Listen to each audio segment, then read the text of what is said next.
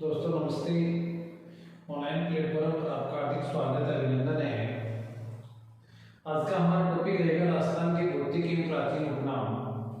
हमने पिछली कक्षा में पिछले वीडियो में हमने राजस्थान का स्थिति विस्तार कर चुके हैं।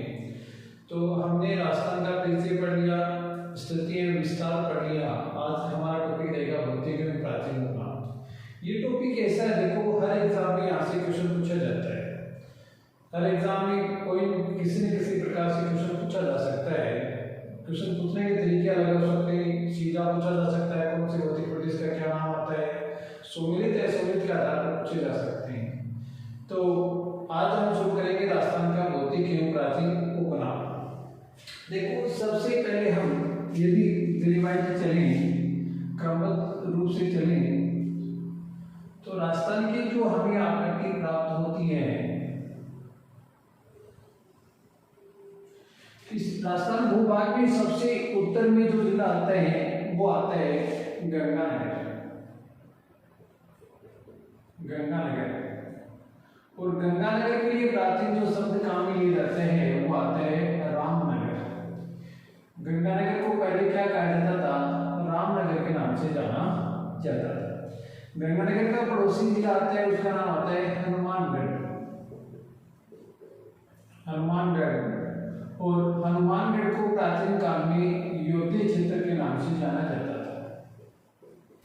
योध्य क्षेत्र याद करने का तरीका दूसरा रह सकता है, जो बटनेर, इसको जो कहा जाता था वो क्या था? बटनेर क्षेत्र कहा जाता था। अब देखो बटनेर क्यों कहा गया? बटनेर यहाँ एक दुर्ग है जिस पर सर्वाधिक विदेशी आक्रमण हुए,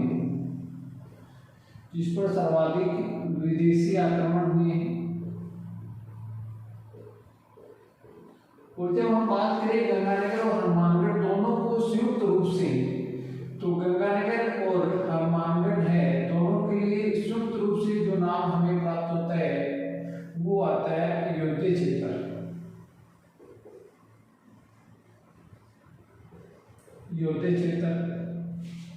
देखो हनुमानगढ़ को बटनेर कहा जाता था। बटनेर यहाँ दुर्ग है जिस पर सर्वाधिक विदेशी आक्रमण हुए।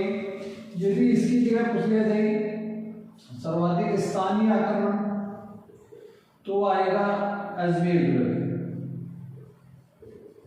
अजमेर दुर्ग पर सर्वाधिक स्थानीय आक्रमण हुए हैं और सर्वाधिक विदेशी आक्रमण हुए हैं वो बटनेर पर हुए हैं। यहाँ से मुस्लिम महिलाओं के जोड़ के प्रमाण प्राप्त होते हैं।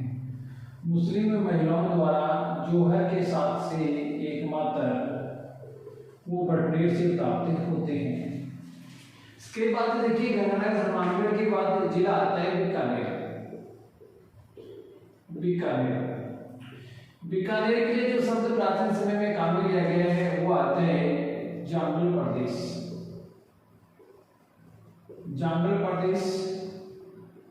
और जांगल प्रदेश के संबंध में हम जानते हैं कि जांगल प्रदेश की जो राजधानी रही है, जांगल प्रदेश की राजधानी वो रही है अही छतरपुर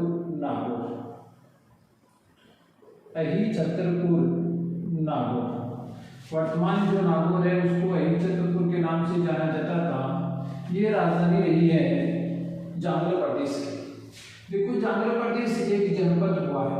जांगल प्रदेश क्या हुआ है कि जनपद हुआ है। जैसे महाभारत काल में 16 जनपद आते हैं, हम पढ़ते हैं मत्स्य जनपद, राजस्थान के संदर्भ में पढ़ते हैं तो एक तो मत्स्य जनपद आता है, एक शिवी जनपद आता है, एक सुरसेन जनपद आता है। मत्स्य जनपद की जो राजधानी थी वो राजधानी कहाँ थी? विराटनगर थी। यहाँ का एक राजा हुआ है विराट नाम से, उसने विराटनगर बसाया था। और विराटनगर है इसका वर्तमान नाम क्या आता है? बैराट आता है। बैराट की पहाड़ी का नाम सुना होगा, जहाँ से मौर्यकालीन सभ्यता के अवशेष हमें प्राप्त होते हैं। बैराट की पहाड़ी जहाँ से पांडुगंगा नदी का उद्गम होता है। और ऐसा माना जाता है कि इस स्थान पर पांडवों ने अपना जो अज्ञातवास है वो इसी स्थान पर बिताया था। पांडवों ने अपना अज्ञातवास कहाँ बिताया था? तो उत्तर आएगा विराट की पहाड़ी पर। तो विराटनगर इसकी राजधानी थी मत्स्य जनपद की। सीवी जनपद, और सीवी जनपद है, इसकी जो राजधानी आती है वो आती है मध्यमिका, चित्तौड़गढ़ के समीप स्थित मध्यमिका है वो सीवी जनपद की राजधानी आती है। सूरसेन, सूरसेन की जो राजधानी आती है वो आती है मथुरा, और सूरसेन में जो मुख्य आते हैं भरतपुर,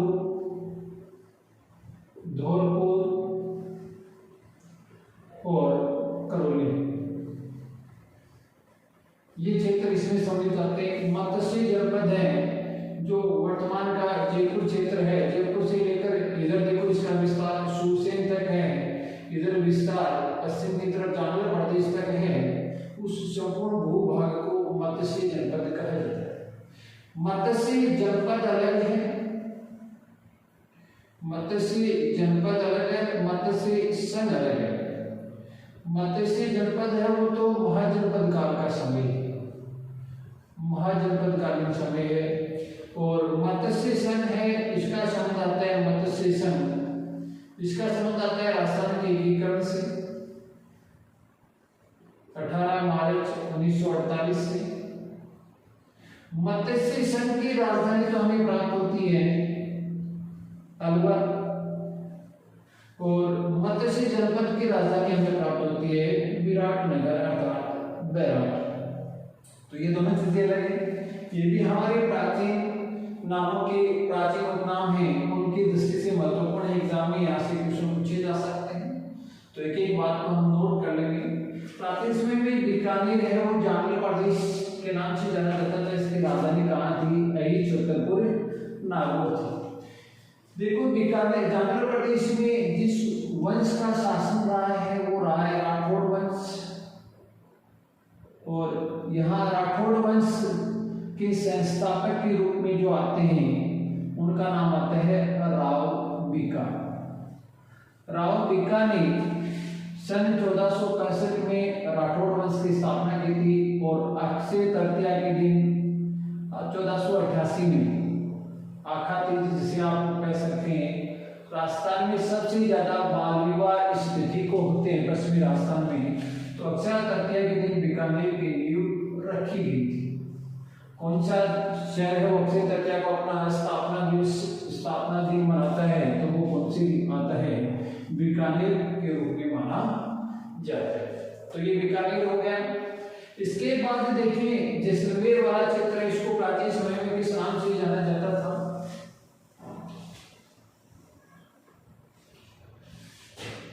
जैसलमेर के लिए हम यदि देखें तो जैसलमेर के लिए प्राचीन समय में जो नाम प्राप्त होते हैं वो आते हैं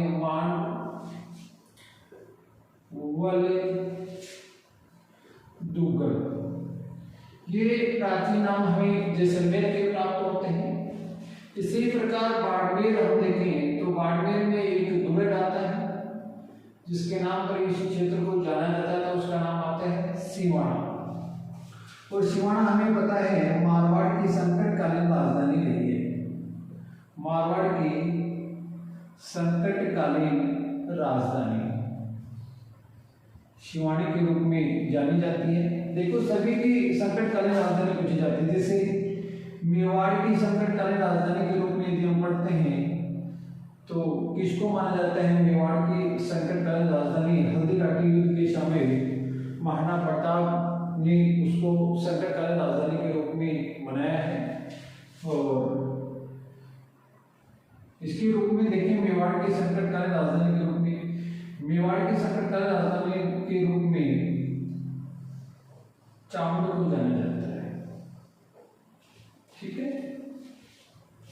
इसी प्रकार देखो जालौर है, जालौर की जो कुंजी है, चाबी है, वो किसको माना जाता है? जहां 1308 में आक्रमण किया था किसने?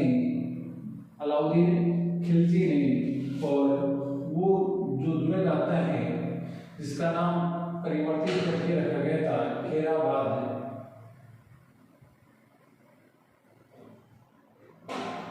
वो सिवाना ही जाना जाता है।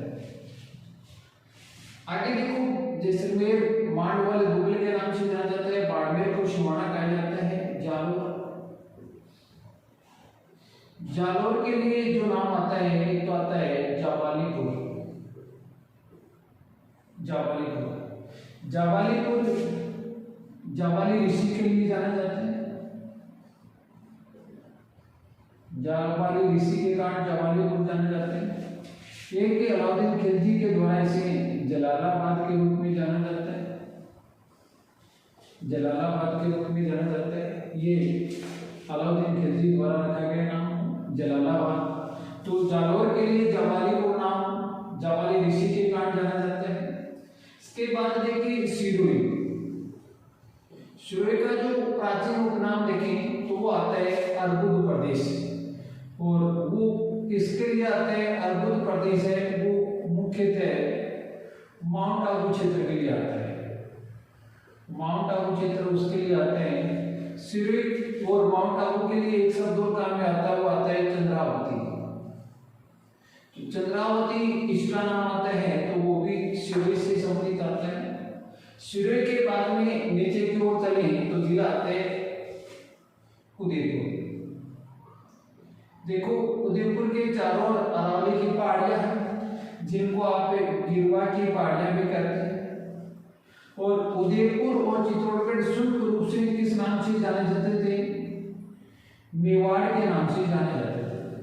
मेवाड़ की बात करें तो उदयपुर और चित्तौड़गढ़ का जो क्षेत्र है, उदयपुर चित्तौड़गढ़ राजमहल, ये पूरा क्षेत्र है उसको मेवाड़ के नाम से जाना जाता था। इसी प्रकार देखिए उदयपुर के बाद में जिला आता है डूंगरपुर और बांसवाड़ा। डूंगरपुर और बांसवाड़ा, डूंगरपुर और बांसवाड़ा है, इनके लिए जो शब्द काम में लिया जाता है एक तो आता है वागड़, इसी को आप बागड़ भी कह सकते हैं। और यदि आ जाए बांगड़, तो बांगड़ शब्द आते ही शब्द क्या आ जाएगा? शेखावाटी आ जाएगा। बांगड़ शेखावाटी या बागड़ या वागड़, और इसको आप मेवल प्रदेश भी कह सकते हैं। वागड़ बागड़ और मेवल प्रदेश इसका प्राचीन नाम आता है तो होगा डूंगरपुर और बांसवाड़ा का प्राचीन नाम आता है।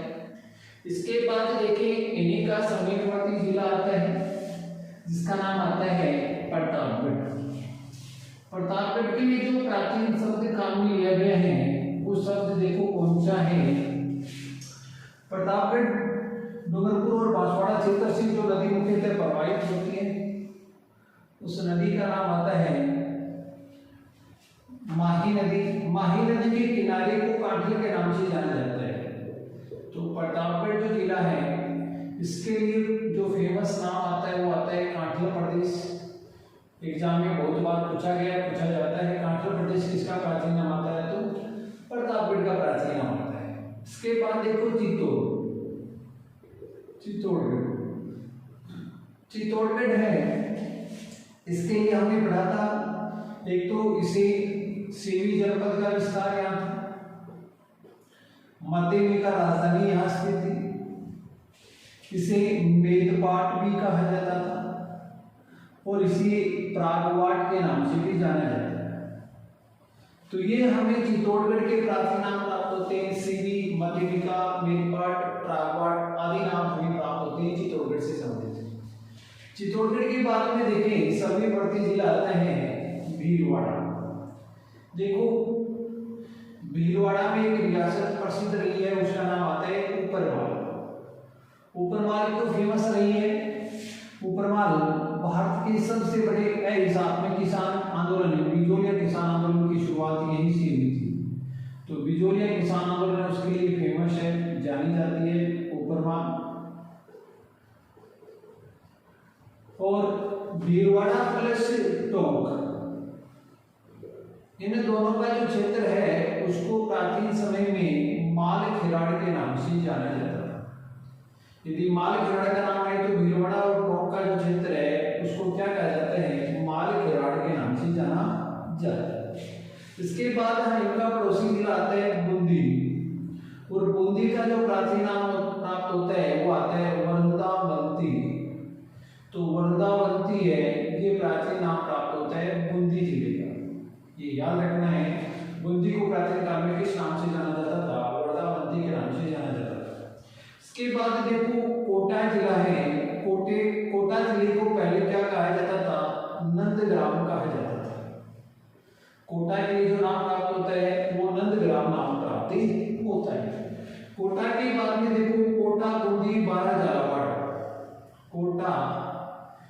बूंदी, बारा और झालावाड़, ये 4 जिले सूत्र प्राप्त होते हैं। इन चारों ही जिलों के लिए जो शब्द काम में लिया गया है वो नाम आता है हाड़ौती प्रदेश। वो नाम प्राप्त होता है हमें हाड़ौती प्रदेश। इसे देखो हाड़ौती प्रदेश क्यों कहा गया, क्योंकि यहाँ हाड़ा वंश के चौहानों का शासन रहा है। तो हाड़ा चौहानों के शासन के कारण इसको हाड़ौती प्रदेश के नाम से जाना जाता था। इसके बाद में देखो सवाई माधोपुर, धौलपुर और करौली, इन तीनों का जो भौतिक नाम हमें प्राप्त होता है वो आता है डांग क्षेत्र। डांग क्षेत्र चंबल नदी का अपवाह क्षेत्र है। चंबल नदी राजस्थान में सर्वाधिक अपर्दन करने वाली नदी है और इसके द्वारा अपर्दित भूमि है उसको उत्खात भूमि के रूप में जाना जाता है। और करौली को डांग की रानी कहा जाता है और धौलपुर को डांग का राजा के रूप में जाना जाता है। तो यदि डांग की रानी पूछे तो करौली है और डांग के राजा पूछे तो कौन है, धौलपुर को कहा जाता है। देखो अकेले धौलपुर का प्राचीन नाम देखें तो अकेले धौलपुर का प्राचीन नाम हमें प्राप्त होता है वो आता है कोठी। धौलपुर को प्राचीन समय में किस नाम से जाना जाता था, कोठी के नाम से जाना जाता था। इसके बाद देखिए हम जिले आते हैं भरतपुर, अलवर। तो अलवर और भरतपुर है, अलवर भरतपुर, इन दोनों को मेवात प्रदेश भी कहते हैं। इन्हें क्या कहा जाता है, मेवात प्रदेश कहते हैं। यदि हम भरतपुर की बात करें तो भरतपुर को ब्रजनगर भी कहा जाता है। देखो ब्रजनगर है मूलतः भगवान श्री कृष्ण से संबंधित है। एक तो ब्रजनगर आ जाए कि ब्रज प्रदेश, सॉरी ब्रज प्रदेश इसे कहते हैं, तो ब्रज प्रदेश के रूप में आता है भरतपुर। और यदि ब्रजनगर आ जाए तो ब्रजनगर के रूप में राजस्थान का एक क्षेत्र विशेष आता है जिसका नाम आता है झालरा पाटन। झालरा पाटन को ब्रजनगर कहा जाता है, भरतपुर को ब्रज प्रदेश के नाम से जाना जाता है। झालरा पाटन इसे घंटियों का शहर भी कहते हैं। वसुंधरा राजे सिंधिया का चुनावी क्षेत्र है, घंटियों का शहर के रूप में जाना जाता है। मंदिर आदि बहुत हैं इसलिए इसे घंटियों का शहर भी कहा जाता है और इसे ब्रजनगर के नाम से भी जाना जाता है। इसके बाद देखिए अलवर जिला है। अलवर हमारे हरियाणा का सीमावर्ती क्षेत्र है और वहाँ प्राचीन काल में एक महाभारत नामक युद्ध हुआ है और जो युद्ध भूमि का नाम आता है वो आता है कुरुक्षेत्र। तो अलवर के लिए यदि हम शब्द काम में लें तो कुरुक्षेत्र शब्द भी काम में ले सकते हैं। अलवर है इसके लिए क्या शब्द काम में ले सकते हैं, कुरुक्षेत्र के नाम से भी हमें जान सकते हैं। यदि हम जयपुर की बात करें तो जयपुर को प्राचीन समय में क्या कहा जाता था, ढूंढाड़ प्रदेश कहा जाता था। अब देखो इसे ढूंढाड़ क्यों कहा गया, इसके संबंध में दो मत हमें प्राप्त होते हैं। एक तो ये माना जाता है कि विग्रहराज नामक एक शासक हुए हैं चौहान वंश के, उन्होंने यहाँ से अपने जो दुश्मन थे उनको ढूंढ ढूंढ कर मारा था, इसलिए इन्हें ढूंढाड़ कहा जाता है। और एक ये माना जाता है कि यहाँ एक नदी प्रवाहित होती है जिसका नाम आता है ढूंढ नदी। तो ढूंढ नदी के कारण भी इसे ढूंढाड़ के नाम से जाना जाता है। तो जयपुर के आसपास भाग को ढूंढाड़ कहा जाता है। अजमेर आता है उसको अजय मेरू के नाम से जाना जाता है।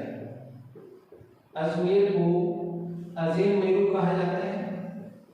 सीकर, चूरू, झुंझुनू इन तीनों को संयुक्त रूप से शेखावाटी कहा जाता है।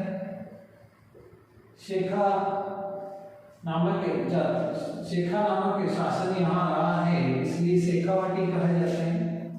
और इसी में देखो हम कांकरी नदी का अपवाह क्षेत्र जिसमें नीम का थाना तहसील, नीम का थाना जो कि सीकर का क्षेत्र आता है और उदयपुर वाटी जो कि झुंझुनू का क्षेत्र आता है, इन्हें दोनों को संयुक्त रूप से तोरावाटी प्रदेश कहा जाता है।